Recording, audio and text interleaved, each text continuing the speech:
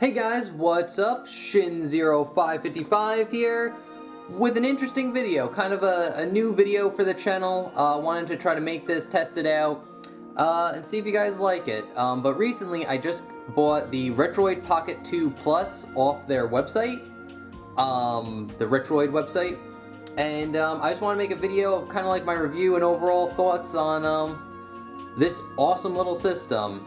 And before we start, remember to like, comment, subscribe, and if you do like this type of video, please let me know, and I'll be more than happy to make more kind of retro pocket related videos or other like handheld. I actually am a big handheld gamer, so if you guys are interested in that, just leave a like, comment, let me know, and I'll be more than happy to make more.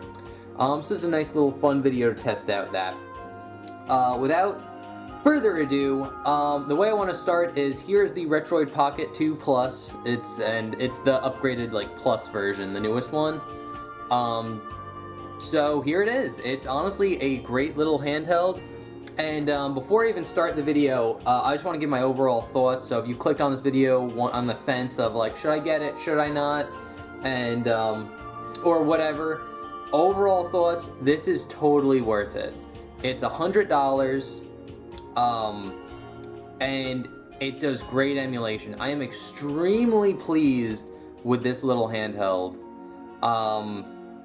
So if you're on the fence about it and you want like a quick like, should I, shouldn't I? You should. If you want to emulate from Dreamcast on down, so Dreamcast, Nintendo 64, Sega Genesis, Super Nintendo, Game Boy Advance, Game Boy Color, PlayStation, if that's something that you want to have on the go and like a good like console quality or at least handheld quality experience, get it. It's worth it. It's $100. It is worth that price. It pays for itself really by the amount of like content you get on it. So if you're just clicking on this video and you want to know like my overall thoughts, definitely pick it up. It's worth it. As I adjust the camera. So yeah, those are all my overall thoughts, and I know probably a lot of you are interested in how long it took me to get. I ordered the Retroid on January 2nd, and I got it March 16th. On their website, when you do order it, they say it takes 35 calendar days before you even like hear it ship or whatever. And I believe that was true. I think I was a little bit unfortunate because it took a little bit over 2 months for me to get it from the day I ordered it to when it was in my hands. And I think I was a little bit unfortunate because because it's coming from China and I think they had some Chinese New Year in between there, so it kind of added some time on from ordering to me getting it. But overall, it took me about 2 months from ordering to picking it up, and honestly, it wasn't that bad. They sent out a thing saying it was shipped. I got the tracking on it, and it was supposed to come the 15th, but it came the 16th, which is no big deal. That's actually usually happens, especially with the post office that where I live from. They're usually late, usually a day or two. So that was all good. Order time, again, it took me about 2 months to get it, but again, there was a holiday, and the mail where I live sucks, so that probably didn't help either. And I didn't just order the Retroid itself, I ordered the Retroid, I got the screen protector, which is on the screen right now, and I also got this case that's in the background here. I ordered that off the Retroid website. Here's what it looks like. It has a nice little safety strap for the middle. The Retroid goes right in there. It fits fine, and it has like a nice little pocket for the charging cable, which also comes with the Retroid. It is right here. This is what it looks like. I think it's a standard Android charging cable. So yeah, it's pretty good. And what I like about this one is like it's nice. It has a real good like firm feel, and you could tell it's like enforced. So if you do drop it, it will be fine. And it has like little I don't know if you can see it on the camera here. It has like little Retroid insignia on the like zippers, and it has 2 of them. Usually these cases only have 1 zipper. So there's that. I also have a PlayStation 4 controller in the background, but I'll get to why I have that in the background a little bit later. So, overall build quality of the device is super good. It feels solid. Like, honestly, I'm actually really impressed, because if you don't know, it's like kind of like a Chinese-based product. So you would assume it might be like, feel like a little cheap or not well put together, but this feels solid. The best thing I can compare it to is if you ever played the original Game Boy Advance, not the SP model, but the more like landscape one. It feels like that, and in fact, when you turn on the Retroid, it does do the Game Boy Advance like startup, where it has like the rainbow letters that pop in, and then it does the little chime. But overall build quality is great. I actually am very impressed. All the buttons feel very solid. It feels solid in your hands. It doesn't feel flimsy at all, or it'll break. Analog sticks feel good. The right analog stick is a slider, so very similar to like what's on the Nintendo 3DS. So it's not super great. I wish it was kind of like an analog stick that's on like the upper left or on the left side. But the slider, it still works. I actually haven't used any systems that really needed a second analog stick. So maybe if you play like a PlayStation 1 game, or maybe like a PSP game that, like, for example, Metal Gear Solid Peace Walker, it does benefit from having a second stick. But I haven't really used it for anything, so, but overall, the build quality is excellent. It feels solid, nothing feels cheap or, bad at all. So, very impressed with the build quality. Okay, I'm going to, do a quick cut here while we do a size comparison. So, well, I will set that up now. So we're gonna do a quick jump cut, so let's do it. Alright, so here we are at the size comparison. One thing that annoyed me when I was watching like reviews of the Retroid Pocket was people would do size comparisons with systems I don't own or uncommon, because like, again, it's like one of these like retro handhelds, like custom made retro handheld things, and it's actually a big market, and there's quite a few of them. And a lot of the size comparisons I saw, they'd use other retro handhelds, which makes sense, honestly, when you're thinking about it. But I really wish they would compare it to something that's like actually like official. So here is the Retroid Pocket compared to the Nintendo Switch. It's a good size. I was actually worried about the screen size for the Retro Pocket, just because, like, again, I didn't know quite how big it was. I knew it was small, and I saw like compared to people's fingers, it looked really small, and I was worried about the screen size. But honestly, the screen size is pretty damn good. So as you can see, it's sitting right next to the Switch. It's definitely significantly smaller, and the screen is significantly smaller than what's on the Nintendo Switch. But overall, it's pretty damn good. So now here I'm going to try to turn on the Retroid Pocket so you can actually see the size of the screen, and I will try to turn on my Switch without my face getting in camera. Where's the power button for the Switch? Oh, it's right here. I haven't played the Switch in a while. Come on. Okay, there we go. So as you can see, the screen is a pretty decent size. You can see it really well. You can, and again, like the text and stuff, I was afraid like maybe some of the smaller text would be hard to read. It honestly isn't. It emulates really well, and the screen's like, I think the screen is as small as you can get with it still being as good as it is. I think if the screen was any smaller, it would start causing a problem, but it's big enough to be a non-issue. So, yeah, that's pretty much a size comparison, and if you want to, as I get in camera again, so unprofessional, and if you want to see it next to a actual handheld, here it is next to my PlayStation Vita. Hopefully I can lay it just on the Switch. I can. So, there it is compared to the PlayStation Vita. Again, pretty comparable. Again, the screen size is slightly smaller, but overall, it's pretty damn good. Again, it's a really nice screen size. So anyway, let's jump into the actual using of the handheld. So another jump cut. Let's go. Alright guys, so here is the Retroid Pocket 2 Plus, and now we're actually going to get into actually how it works and using it. Oh, and before I start, I forgot to mention this in the beginning of the video. I'm actually have a little stand for it right here.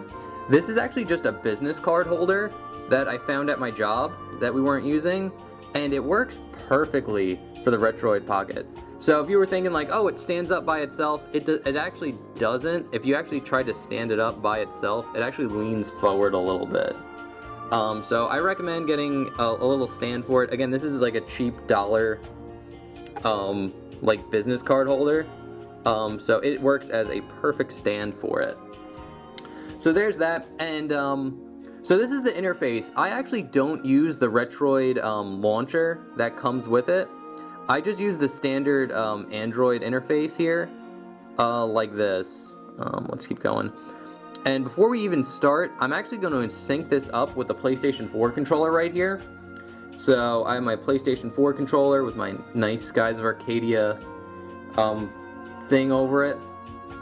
Custom made, by the way, the Skies of Arcadia. But anyway, I'm going to hook it up. So all you need to do is to hook up a PlayStation 4 controller. It's super simple. Is you go to Settings, and then you go to Connect Devices, and it'll be on Bluetooth. Make sure your Bluetooth is on. And if you're doing this for the first time, you hit Pair New Device. Since I've already done it, I'm going to go to Previously Connected Devices here. And now I'm going to sync up the PlayStation 4 controller. So if you don't know how to do it, it's actually super easy. All you do is hold down the PlayStation button here and the share button at the same time until this light in the back starts blinking. So you can see it's starting to blink, and then you just hit wireless controller,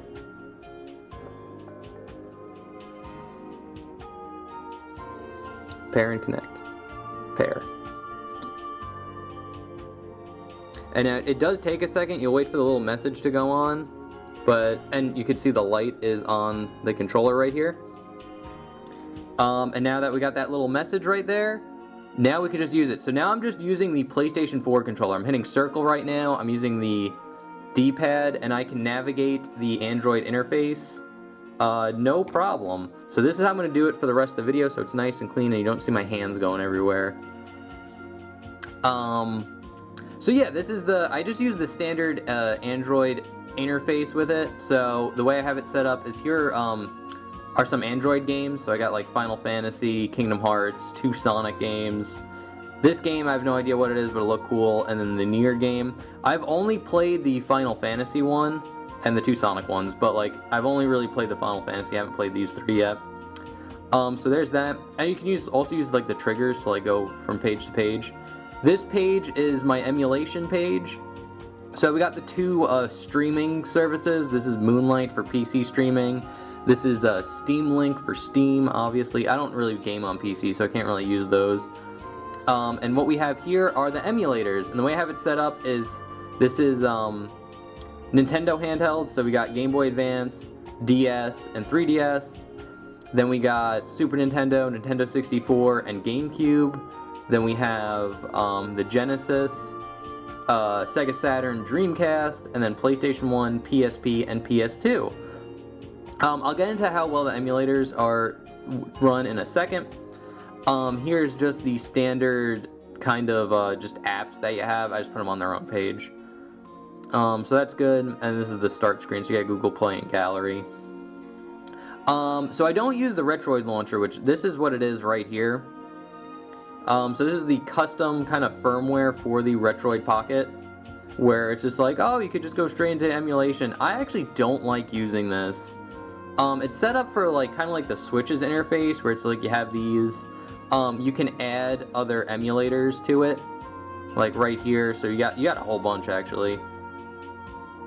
But I personally don't like it. Actually, I haven't hooked up the DS. So you could actually add. So you add the system, and then you could add the folder to where your ROMs are. So you hit ROMs, you hit add, you hit my SD card. And I'll go to games, and we got DS right there. I actually think I might have to click.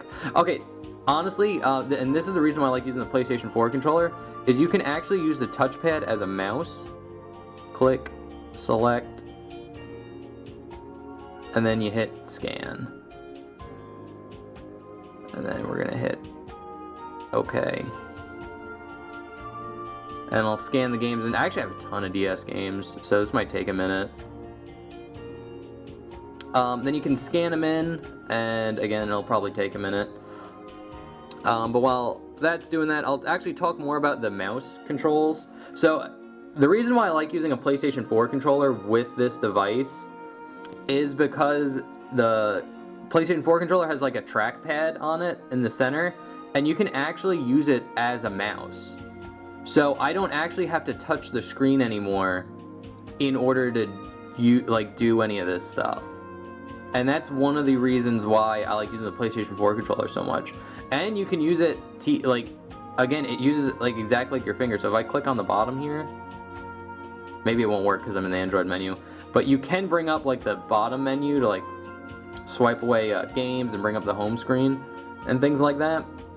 I really should have used a better system than the DS, because I literally have a ton of DS games.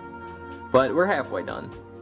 Again, we're learning. I'm learning the system and stuff, and my face is probably on camera. Whoop, went back. But yeah, no, you could do it. I actually think I've done it with the PSP. Yeah, so it's like your games come up. You can put the cover art. I did it for a few of these games, but I got annoyed. Again, overall, I actually don't like using the Retroid launcher at all. I just use the standalone emulators in the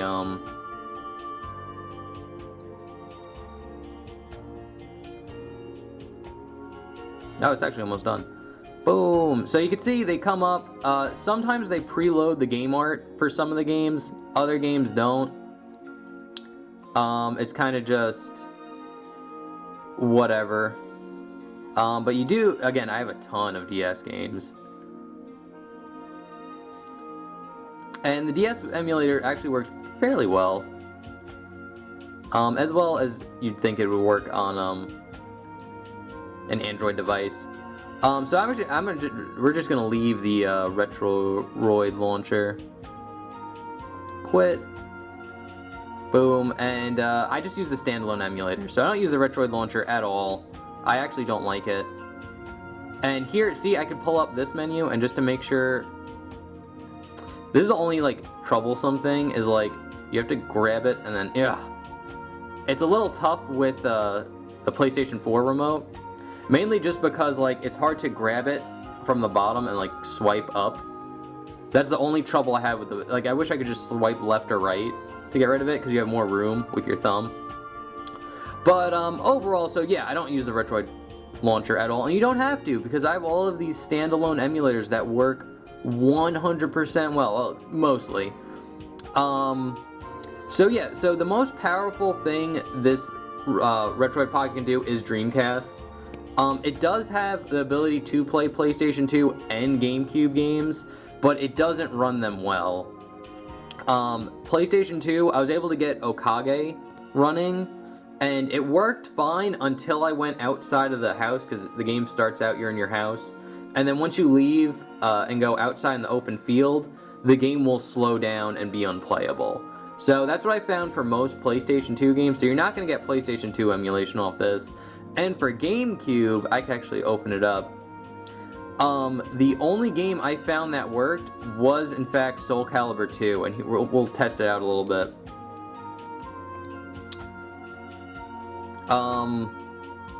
And this kind of worked like right out of the box, which I was actually kind of impressed. I downloaded it, didn't have to do any tweaking to the emulator whatsoever, didn't have to like turn on like frame skip or whatever. It kind of just worked.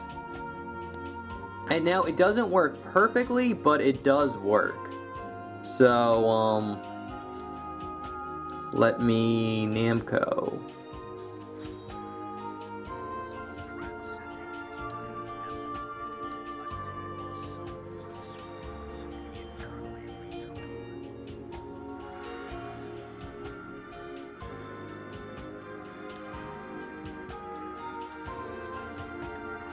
Okay, that's the menu. I might have to like sync up the controller again. Let me do that real quick. So again, and it's not you can go to like quick settings, or no.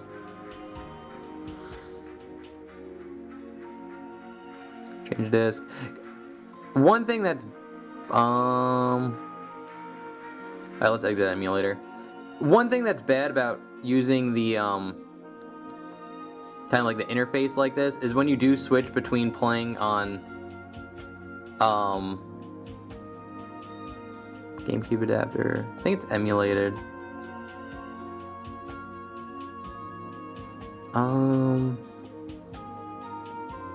Try GameCube adapter. No. Again, I really should be using this. Go back.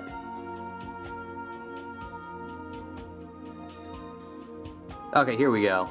Yeah, so once you hit that, you could, so we'll make A, X, B, circle, square, triangle, Z, start, up, control stick down, control stick left, and this is how you like, C stick up, C stick down, C stick left, C stick right, triggers L, R, L2, R2, D-pad up, D-pad down, D-pad left, D-pad right, and that's good. So, okay, now that I paired it up, what to add, there we go. So now that it's paired up, I can actually use it.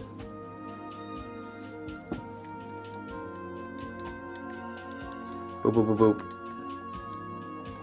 And again, that's all you need to do when you do it, switch between controllers. Again, it's a little annoying, but it's not that bad. So I'm going to, there we go. As you can see, it works. Let's just do arcade real quick and just show off the emulation. Again, when you're going through the menu, it does lag and chug along a little bit. Like that. But like, it runs. So you do have your moments of slowdown. It's not always running at a perfect frame rate. Best way to compare it, especially for like Soul Calibur, it's like playing online with a bad connection. But like, everything works. It's not super hard to do. Oh, that's square. That's what I was. Square and triangle are mixed up.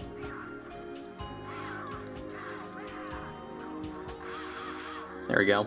So again, it's like playing online with a bad connection, but like it's completely playable. It's consistent. It's not bad at all.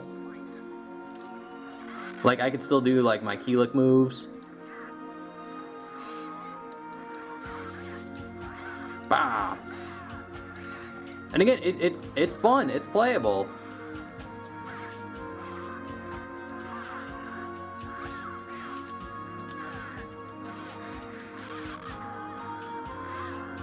So yeah. And again, it runs fine. But Soul Calibur 2 is the only GameCube game that I was able to get to work. So there's that. Wind Waker worked for a little bit, but like as soon as you really started playing, it wouldn't. I know there's like some other things you can do. Thank you. You just get like little messages when it like. Cool. And we're gonna open up the emulator menu. Do that. Go to the screen here, and we will swipe this. Oh, that's right. You can just go to clear all. That's right. Don't even need to swipe. So yeah, that's GameCube, and that's pretty much the most powerful thing this console can do. But what's really good is you could go into like Dreamcast here, and Dreamcast is where it shines. It emulates Dreamcast perfectly. So if like we go to like Dreamcast here, I'm using the Redream emulator that comes pre-downloaded in the system. I haven't upgraded to premium because like this does so well, but you can go to games like, I don't know, Sonic Adventure 2. And not only does the Redream emulator play Dreamcast games, it actually upscales all the Dreamcast games on here as well. And like games like Sonic Adventure 2 work just fine. And I'm using the controller.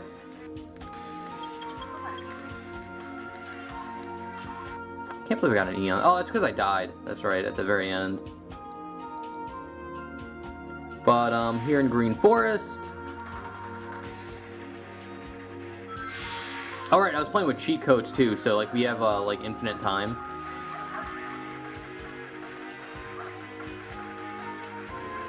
But okay, this isn't the... Okay, that was my bad. That's not the game's fault. Doing light dash there is fucking impossible. Like, I don't know what it is about that one spot, but doing the light dash there is just atrocious.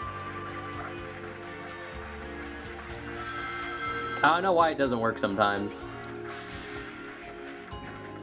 But as you can see, the game's playing great. There's no slowdown at all. And again, I'm playing with a PlayStation 4 controller, so it feels like a console experience. As I died. God, this is really embarrassing. I'm supposed to be good at Sonic, by the way. So, like, I'm actually, like, genuinely embarrassed by this.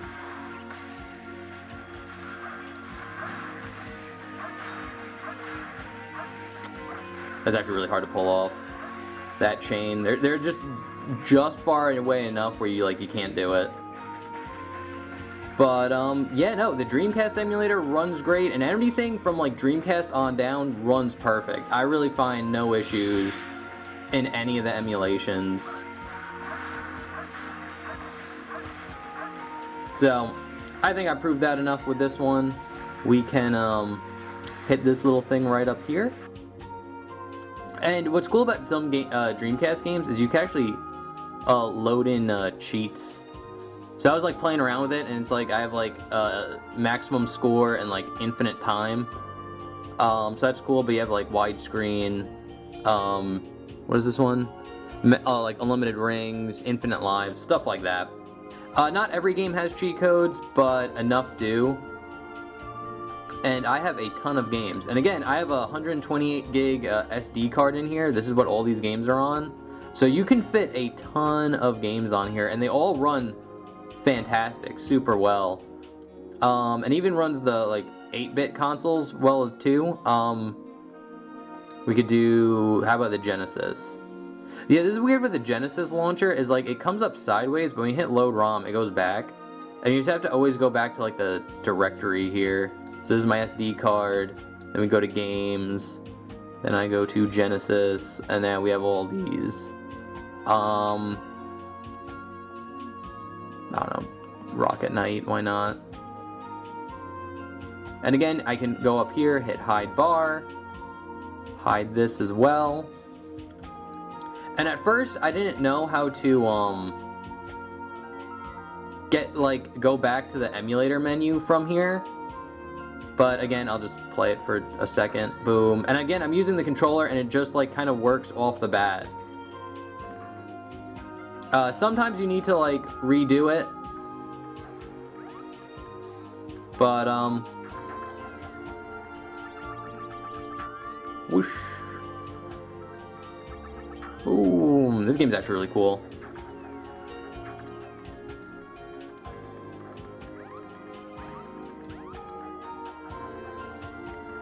But yeah, it works fine.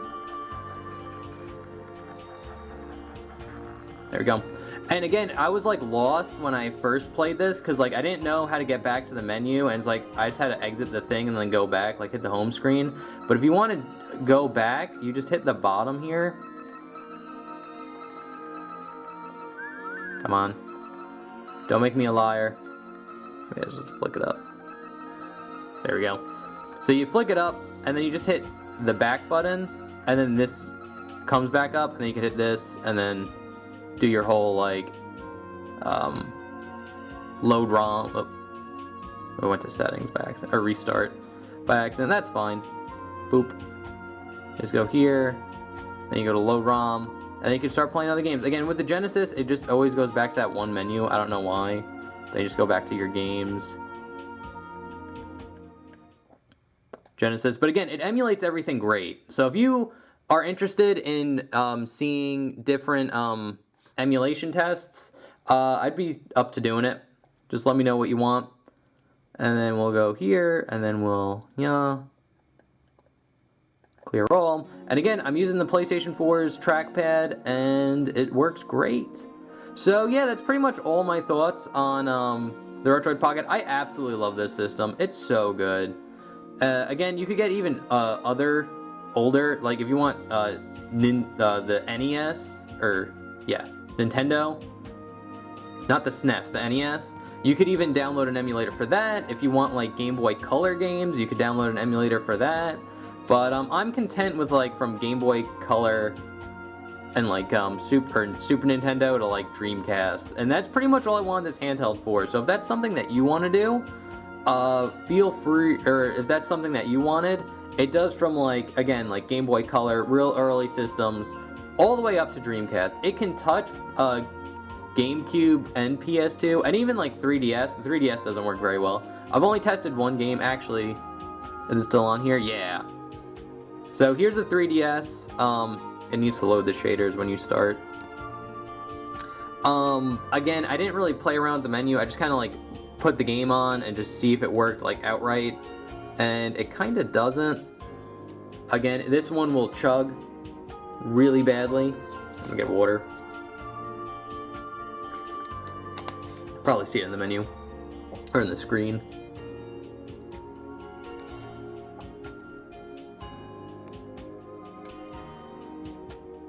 But it does work. I have it set to like one screen.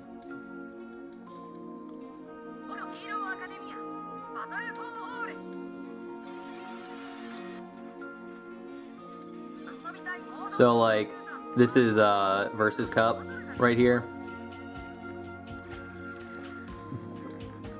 And you can see it's slow as hell.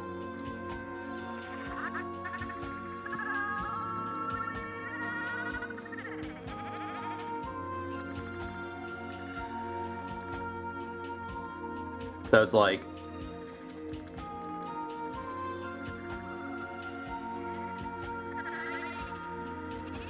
so it's basically unplayable, really.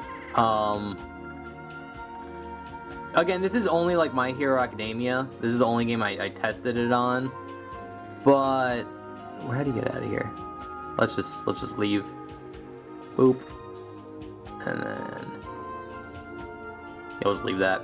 So yeah, that's the only game I tested it on.